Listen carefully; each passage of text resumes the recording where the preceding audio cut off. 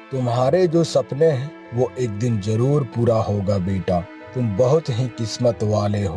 तुम्हारा आने वाला कल बहुत ही उज्जवल है।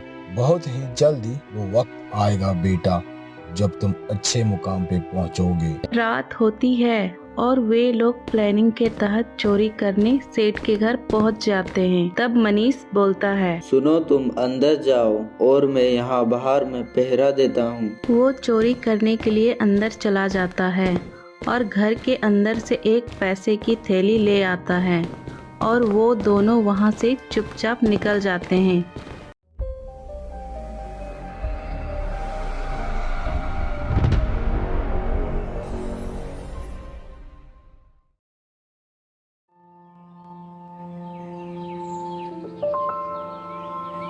बहुत समय पहले श्याम नगर जगह पर एक छोटे से घर में बलराज नाम का एक बूढ़ा आदमी अपने बेटे के साथ रहता था।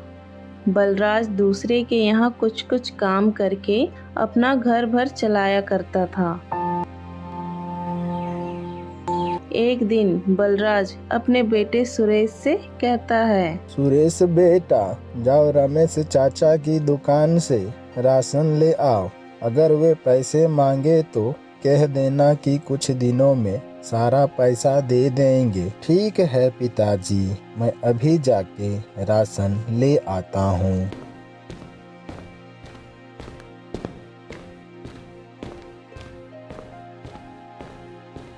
सुरेश रमेश चाचा की दुकान में राशन लेने पहुंच जाता है। रमेश चाचा, पिताजी राशन को बोले हैं और उन्होंने कहा है कि पैसे कुछ ही दिनों में सारे दे देंगे। अरे तुम लोग बाप बेटों ने मुझे क्या समझ रखा है? मुंह उठाते हो और सीधे उधार लेने पहुंच जाते हो। यहाँ तुम लोग का उधार दे दे के आज मेरी दुकान बंद होने की कगार पर है।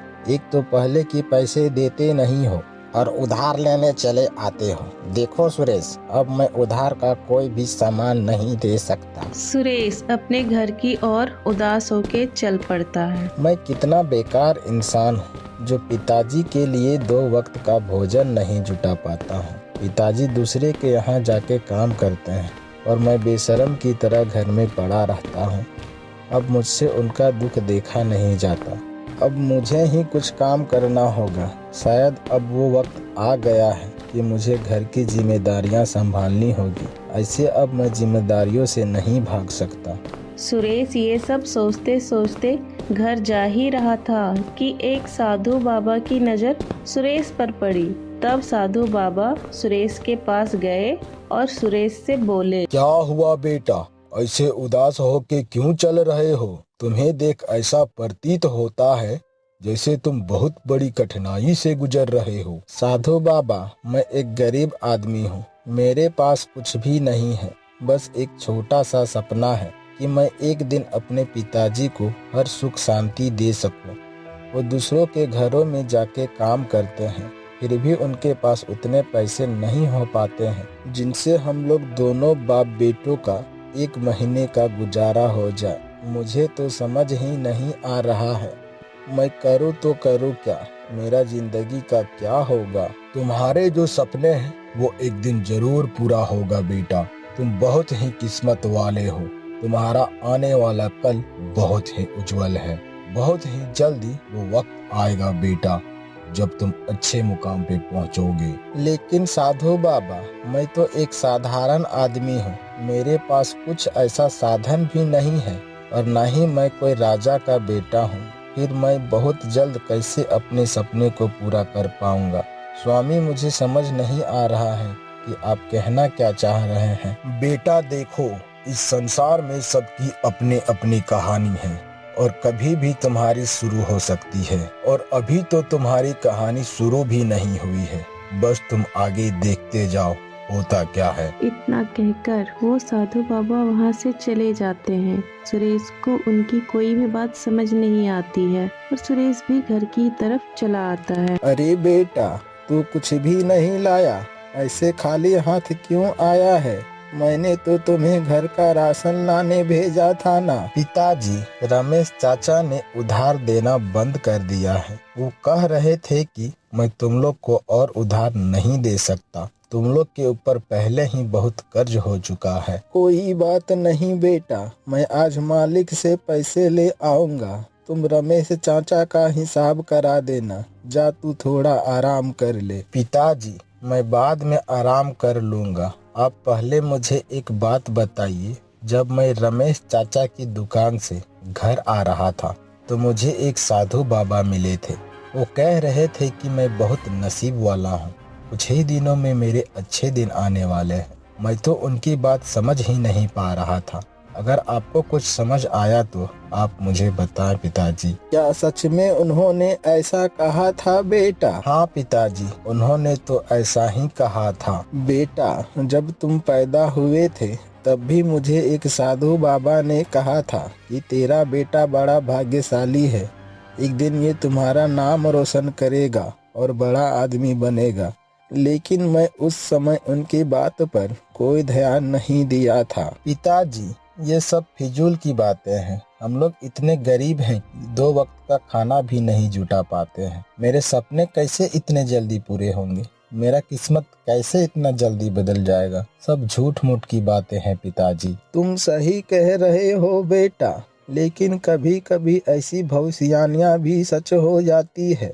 बेटा, मैंने बहुत से ऐसे चमत्कार होते हुए देखा है। हमारे गांव के एक किसान के घर में एक बेटे का जन्म हुआ था। उनके पिताजी उस खुशी में गांव वालों को दावत दी थी। वो आदमी शराब और भविष्यवाणी जैसी चीज़ों में बहुत विश्वास करता था। इसीलिए वो आदमी अपने बच्चे का भविष्य जानने के लिए कुछ साल बाद एक साधु बाबा को घर बुलाया। उस साधु बाबा ने उनसे कहा, मैं इस बालक का भविष्य नहीं बता सकता और तुम्हारे लिए यही बेहतर होगा कि तुम भी इस बालक का भविष्य जानने का कोशिश ना करो, वरना तुम जो इस बालक को लेके इतना खुश हो, हमेशा के लिए चिंता में पड़ जाओगे और तुम्हारा ये जो खुशहाल जिंदगी है दुखों से भर जाएगा। लेकिन साधु बाबा, ऐसा क्या है इस बालक के भविष्य में जो आप हमें बताना नहीं चाह रहे हैं? मैं और मेरी पत्नी ने ऐसा पाप भी तो नहीं किया है जो हम लोगों के सजा हमारे बच्चों को मिलेगा। एक तो इतना सालों के बाद हमें एक बेटा का नसीब हुआ है, वो भी उस बच्चे के भविष्य में कुछ खराबी है? कृपया करके आप मुझे बताएं साधु बाबा, ताकि मैं इसका बड़े होते कुछ सुधार कर सकूं। ठीक है, अगर तुम्हें अपने बच्चे का भविष्य सुनने का साहस है तो मैं बता देता हूँ, लेकिन यहाँ नहीं। ये बच्चा थोड़ा बड़ा हो गया है, चलो घर से बाहर, मैं वहाँ तुम्हें सब बताता हूँ। वो दोनों घर से बाहर निकल आते हैं। तब साधु बाबा कहता है, तुम्हारा ये बच्चा बड़ा होके एक घर में चोरी करेगा और पूरे गांव वाले इसे चोर के नाम से जानेंगे। साधु बाबा, आप ये क्या बोल रहे हैं? चोर, वो भी मेरा बेटा? ऐसा नहीं हो सकता, आप गलत भविष्यवाणी कर रहे हैं। मैं ये भविष्यवाणी नहीं मानता हूँ, आप झूठ बोल रहे हो। मैं आपकी बात पर बिल्कुल विश्वास नहीं कर सकता। तुम्हें मेरे बात पे विश्वास नहीं हो रहा है ना? ठीक है, जब समय आएगा तुम खुद ही अपनी आंखों से देख लेना। इतना बोलकर वो साधु बाबा वहाँ से चला जाता है। फिर किसान की पत्नी किसान से बोलती है, नहीं जी, ये तो असंभव है। मेरा बेटा कभी भी चोर नहीं बन सकता और ये जीते जी मैं होने भी नहीं दूंगी। मैं अपने बेटे को अच्छे से अच्छे स्कूल में पढ़ाऊंगी और उसे अच्छे संस्कार भी दूंगी। अरे ठीक है भाग्यवान, हम दोनों अपने बेटे का ख्याल रखेंगे और अच्छे से अच्छे संगत में रखेंगे ताकि वो गलत कामों में न पड़े। ठीक है जी, लेकिन हमें हमेशा उनकी बातों को ध्यान में रखना होगा, क्योंकि कभी कभी भविष्यवाणी सच में सही हो जाती है। ठीक है, हम इस बात का हमेशा ध्यान रखेंगे। उस दिन से वो दोनों उस बच्चे का अच्छे से ध्यान रखने लगते हैं। कभी पिताजी उसे डांटते समझाते तो कभी उसकी माँ उसे समझाती और दोस्तों से दूर रखती। ऐसे ही कुछ साल बीत गए और वो लड़का अब जवान हो गया। उसके 1-2 दोस्त भी बन गए थे। एक दिन वो घर से बिना बताए घूमने निकल जाता है। तभी रास्ते में उसका दोस्त मनीष मिलता है और वो आपस में बातें करते हैं। अरे दोस्त, कहाँ जा रहे हो? बड़ी दुखी लग रहे हो, क्या हुआ? तुम ठीक तो हो ना? क्या बताऊं मनीष, सब तो ठीक है यार, लेकिन कब तक ऐसे पैदल पैदल घूमता रहूंगा। मैं इस गरीबी से परेशान हो गया हूँ। मुझे अच्छा जीवन जीना है, घूमना फिरना है, गाड़ियाँ लेना है। ऐसे ही घर में पड़ा रहा तो मैं कुछ नहीं कर पाऊंगा। मेरे पास एक उपाय है, तुम चाहो तो मैं बता सकता हूँ, लेकिन इसमें बहुत खतरे हैं और ये एक बुरा काम भी है। अगर तुम खतरा उठाने के लिए तैयार हो तो मैं तुम्हें ये उपाय बता सकता हूँ। यार तुम बताओ तो मैं कुछ भी करने के लिए तैयार हूँ। मेरे से ये गरीबी अब सहा नहीं जा रहा है, बस तुम बोलो करना क्या होगा। ठीक है, तो ध्यान से सुनो। हमारे गांव में एक सेठ है जिनके पास ढेर सारे पैसे हैं। उसका व्यापार बहुत अच्छे से चलता है और मुनाफा भी बहुत होता है। अगर हम लोग किसी तरह एक दिन का मुनाफा का पैसा चुरा लें तो हमारा काम हो जाएगा। यार काम तो हो जाएगा, लेकिन मैं चोरी नहीं कर सकता। मेरे माता पिता ने बचपन से ही इस काम को नहीं करने का सलाह दिया है। कुछ और उपाय है तो बताओ, बस चोरी छोड़ के। यार तुम इतना डर क्यों रहे हो? किसी को भी पता नहीं चलेगा। हम रातों रात इस काम को अंजाम देंगे और एक ही रात में हम दोनों का किस्मत बदल जाएगा। बस एक बार हिम्मत करो। ठीक है दोस्त, तुम बोल रहे हो तो मैं करने के लिए तैयार हूँ, लेकिन हाँ, सब सो जाने के बाद इस काम को अंजाम देंगे ताकि किसी तरह से कोई गड़बड़ ना हो सके। रात होती है और वे लोग प्लानिंग के तहत चोरी करने सेठ के घर पहुंच जाते हैं। तब मनीष बोलता है, सुनो, तुम अंदर जाओ और मैं यहाँ बाहर में पहरा देता हूँ। वो चोरी करने के लिए अंदर चला जाता है और घर के अंदर से एक पैसे की थैली ले आता है और वो दोनों वहाँ से चुपचाप निकल जाते हैं। सुबह होती है और इस चोरी का हल्ला पूरे गांव में हो जाता है। किसी तरह कानो कान ये बात किसान के पास पहुंच जाती है। तब किसान अपनी पत्नी से बोलता है, हे भगवान, ये क्या हो गया? लगता है इस चोरी के पीछे हमारे बेटे का ही हाथ है, क्योंकि वो रात भर आज घर नहीं आया है। ये आप क्या बोल रहे हैं जी? वो घर नहीं आया है, इसका मतलब ये थोड़े है कि ये चोरी हमारे बेटे ने ही की है। तुम उस बाबा की भविष्यवाणी लगता है भूल गई हो। क्या कहा था उस बाबा ने कि ये लड़का बड़ा होकर चोरी करेगा, और आज वही हुआ है। वो जब घर आएगा तब तुम खुद ही पूछ लेना। ये लोग ऐसे ही बात कर ही रहे थे कि सुरेश घर चला आता है। तभी उसकी माँ उससे बोलती है, बेटा तू सच सच बता, ये चोरी तुमने नहीं की है ना? क्या बोल रही हो माँ? किस चोरी की बात कर रही हो? मैंने कोई भी चोरी नहीं की है। अरे चोर कहीं का, झूठ मत बोलो। ये चोरी तुमने ही की है, मुझे अच्छे से पता है। माफ कर दीजिए पिताजी, ये चोरी हम ही किए हैं। मैं गरीबी से परेशान हो गया था, इसीलिए इस चोरी को किए। चुप हो जाओ तुम। हमने तुम्हारे लिए क्या नहीं किया था, और वो चीज पूरा करते थे जिसका तुम्हें जरूरत होता था। तुम्हें ये सब तो दिखा नहीं और तुम चोरी करने चले गए। अब तुम घर में रहने लायक नहीं हो। तुम इस घर से आज से और अभी से निकल जाओ, नहीं तो रोज मुझे गांव वालों से ताना सुनना पड़ेगा। और उसे वे लोग घर से निकाल देते हैं और उस दिन से ये लोग बिना संतान के रहने लगते हैं। ये तो बहुत बुरा हुआ पिताजी। आज मुझे सच में पता चल गया कि भविष्यवाणियाँ सही होती है।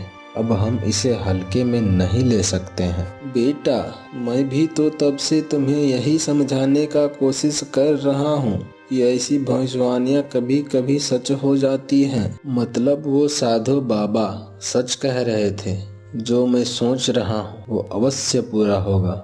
मेरा भाग्य बहुत जल्द बदल जाएगा और मैं पूरी तरह से काबिल बन जाऊंगा।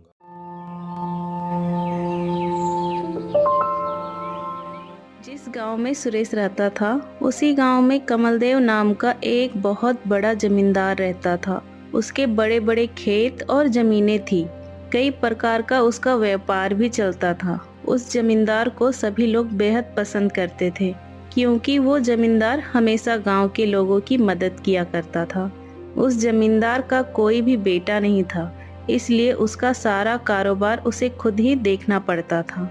उसे एक नौजवान और समझदार आदमी की जरूरत थी। एक दिन जमींदार अपने यहाँ काम करने वाले एक आदमी से बोलता है, सुनो, जाओ तुम पूरे गांव में ऐलान कर दो कि जमींदार को एक समझदार और नौजवान आदमी की जरूरत है जो उसके सारे कामकाज संभाल सके, लेकिन इसके लिए उन्हें मेरे सवालों का जवाब देना होगा और जो जवाब देगा उसे मैं अपना सारा कारोबार सौंप दूंगा और उसके साथ साथ 50,000 इनाम के तौर पे भी दूंगा। ठीक है, मैं जाके ये सारी बातें गांव वालों को बता देता हूँ। अगले दिन वो जमींदार के कहे अनुसार गांव पहुंच जाता है और जहां जहां लोग इकट्ठा थे वहां वहां वो जमींदार की कई सारी बातें बताते चलता है। वो ऐसे ही करके पूरा गांव में ऐलान कर देता है। फिर पूरे गांव में इस बात की चर्चा होने लगती है। न जाने अब क्या होगा, कौन जमींदार का सवालों का जवाब दे पाएगा, लेकिन जो भी देगा उसकी किस्मत ही खुल जाएगी। इसमें किस्मत खुलने वाली क्या बात है? आप किस तरह की बातें कर रहे हैं? मैं सही बोल रहा हूँ। तुम लोग बात को समझने की कोशिश करो।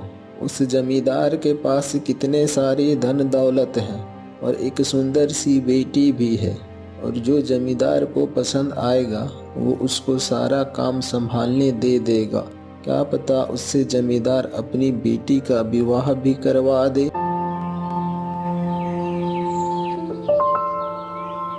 अगले दिन उस जमींदार के यहाँ बहुत सारे लोग पहुँच जाते हैं, लेकिन जमींदार के सवालों का जवाब कोई नहीं दे पाता है। ऐसे ही 2 दिन गुजर जाते हैं। एक दिन सुरेश अपने पिताजी से कहता है, पिताजी, मैं सोच रहा हूँ उस जमींदार के सारे प्रश्नों का उत्तर दे आऊँ। क्या पता मैं सबका उत्तर दे दूँ।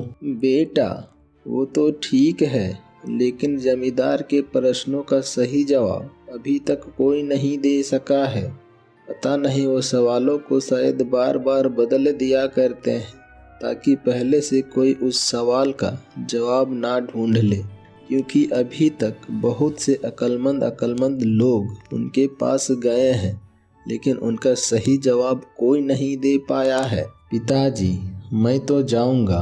सोच के देखिए, अगर हम किसी तरह से उनका प्रश्नों का हल दे सकें तो 50,000 मिलेंगे। इससे हमारे सारे कर्जा चुकाए जा सकते हैं और तो और मेरी अच्छी खासी तरक्की भी हो जाएगी, ढेर सारा काम मिल जाएगा। ठीक है बेटा, तुम इतना जिद कर रहे हो तो चले जाओ।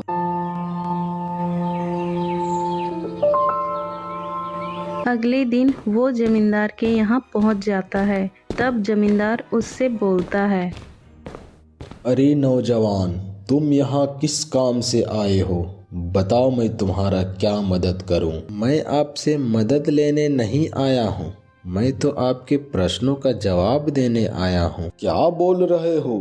तुम मेरे प्रश्नों का उत्तर देने आए हो? तुम्हारे जैसे कितने आए और कितने चले भी गए, लेकिन कोई दूसरा सवाल तक नहीं पहुँच पाया है। तुम इतना उत्साह से आए हो तो ठीक है, सवाल सुनो। ठीक है जमींदार जी, पूछिए। तो बताओ, वो कौन सी ऐसी चीज है जो ना बोल पाती है ना सुन पाती है और तो और उसकी आंखें भी नहीं है, फिर भी वह सबको राह दिखाती है? वो चीज पुस्तक है। उसके पास ये तीनों चीजें नहीं हैं, लेकिन उसे पढ़ के कोई भी अपना राह चुन सकता है और वह राह चुनने में मदद भी करता है। वाह, बहुत बढ़िया। अब तुम मेरे दूसरे सवाल का जवाब दो। वो कौन सा ऐसा चीज है जिसके पास कभी दर्जनों कपड़े होते हैं तो कभी एक भी नहीं? जमींदार जी, वह चीज कपड़ा धोने वाली मशीन है, क्योंकि कभी तो उसके पास दर्जनों कपड़े धोने के लिए होते हैं और कभी एक भी नहीं। बिल्कुल सही जवाब। अब तुम मेरे आखिरी सवाल का जवाब दो। चलो बताओ, वो कौन सा ऐसा चीज है जिसे हम ना देख सकते हैं और ना ही चख सकते हैं, मगर खा जरूर सकते हैं? वो चीज कसम है। बहुत अच्छे, तुमने मेरे तीनों प्रश्नों का उत्तर बड़ी साहस और समझदारी दिखाते हुए दिया है।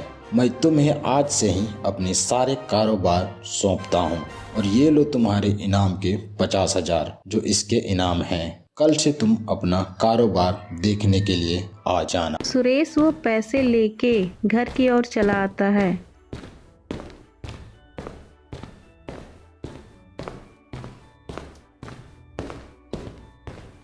सुरेश को देख बलराज बहुत खुश होता है और वो सुरेश से कहता है, बेटा सुरेश, जब से तुम गए हो मैं बहुत चिंतित हूँ कि तुम कामयाब हो पाओगे या नहीं। मैं भगवान से तुम्हारे लिए दुआ कर रहा था और भगवान ने मेरी सुन ली। अब हम लोग का सारा दुख तुम्हारे कारण खत्म हो जाएगा। हाँ पिताजी, अब तुम्हें किसी के यहाँ काम करने जाने की जरूरत नहीं है। अब से मैं आपका ख्याल रखूंगा, सारा घर का जिम्मेदारी भी संभालूंगा। इस बात की चर्चा पूरे गांव में हो जाती है कि बलराज का बेटा सुरेश अब जमींदार का सारा कारोबार संभालेगा। उसका पूरा का पूरा किस्मत ही बदल गया। उस दिन से सुरेश अपने पिता का ख्याल वैसे ही रखने लगता है जैसे उसने सोच रखा था। और फिर एक बार साधु की द्वारा की गई भविष्यवाणी सच साबित होती है।